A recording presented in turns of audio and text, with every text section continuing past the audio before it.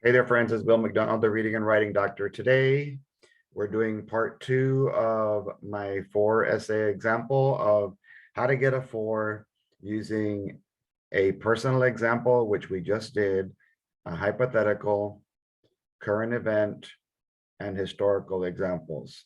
So if you think of the saying,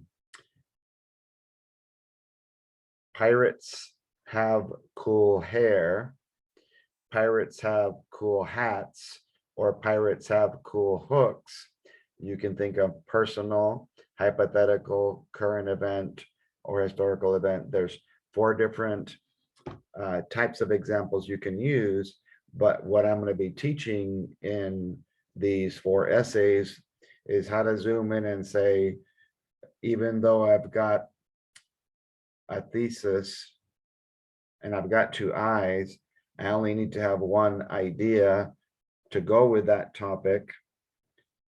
And I don't have to have 3 or 4 examples or 3 or 4 reasons. I can have 1 reason and 1 or 2 examples at the most, and I'll be good to go. So the second one is on the importance of being honest. So let's just get right into it so that we can kind of analyze a hypothetical example, which means it's something that didn't really happen, but it could and probably has many times. All right. So imagine having someone that you can trust to tell you the truth, the whole truth, and nothing but the truth, so help you God. So I borrowed a quote from when you're in a court, and you might not have ever been in a court, but because we watch so much television, you can use that saying because it talks about honesty, telling the truth. And they even still sometimes make them put their hand on a Bible, which is seemingly almost condemned or not not supposed to be talked about or spoken about, which is unfortunate. That's why our life and our world is so messed up, I think. This phrase is still being used by courts today as people are being sworn in to give their testimony.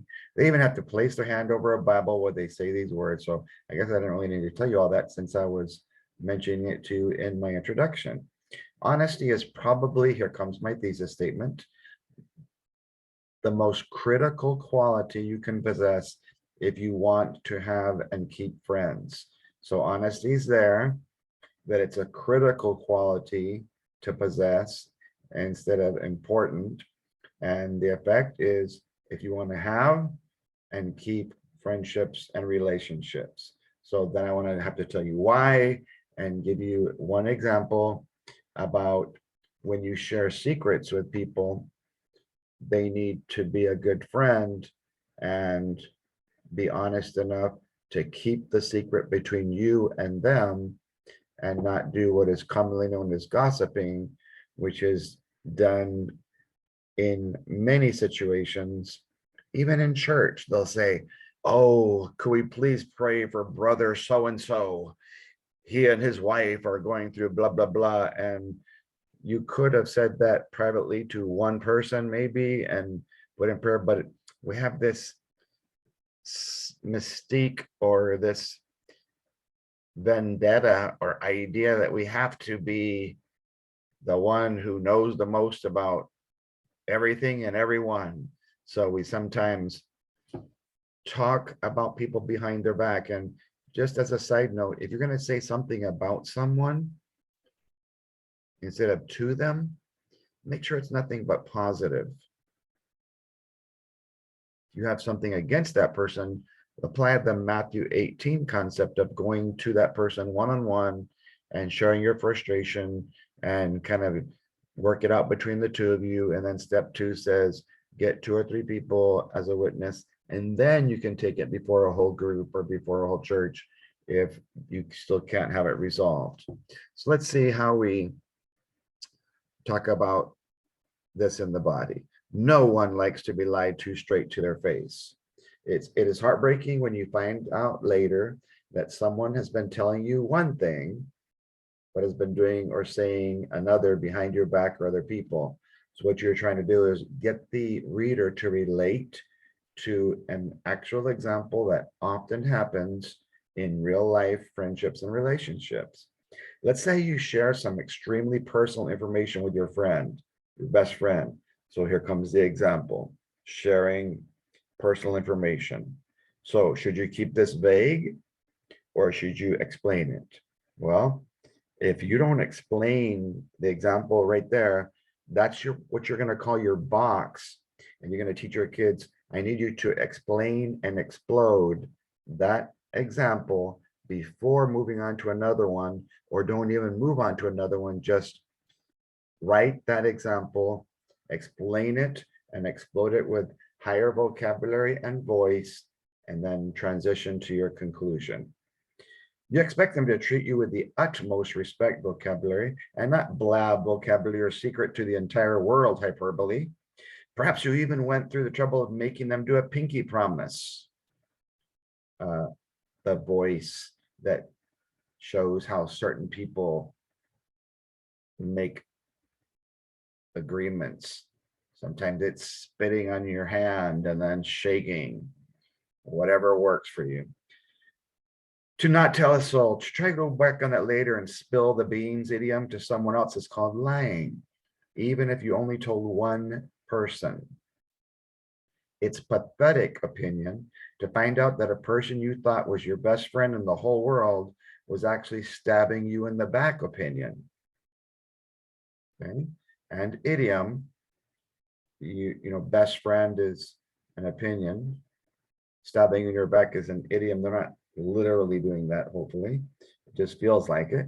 Then you have to go through the torture emotion vocabulary of walking through your school as people stare at you with their stupid looks on their faces. Stupid being opinion, staring as the emotion that shows shock and disbelief. Don't tell me that people are shocked and can't believe it. Show it to me by the way that they act in your presence. Do they know what happened? Thoughts? Are they laughing at you when you're not around? Thoughts? This is the worst feeling opinion you could possibly have in life. If the secret was something lame opinion, like being the only person to fail a test or getting in trouble for something silly at home, who cares? The problem is when you share deep personal things, like who you might have a crush on, relating to high school here, or that one of your parents is verbally or physically abusing you. That's not the kind of stuff that you'd want to be shared with other people.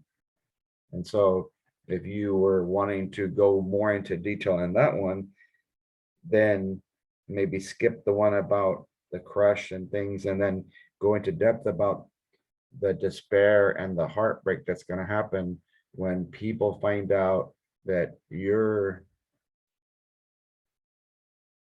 in love with someone and didn't want anybody to know, or that you have a very toxic family relationship at home. Transition to the conclusion. Maybe we need to make our friends stick to their promises, to be honest, by handing them a Bible and asking for a commitment to always tell the truth, even when it's tempting to do something else, like share juicy gossip with others. So I call that conclusion dessert, where I don't repeat anything that I've already written, because if you think of this saying, the reader is the eater of my words, you don't want them to have to eat the same words in the conclusion. So no, it's not a good idea to restate your thesis. It's not a good idea to restate your reasons or your examples.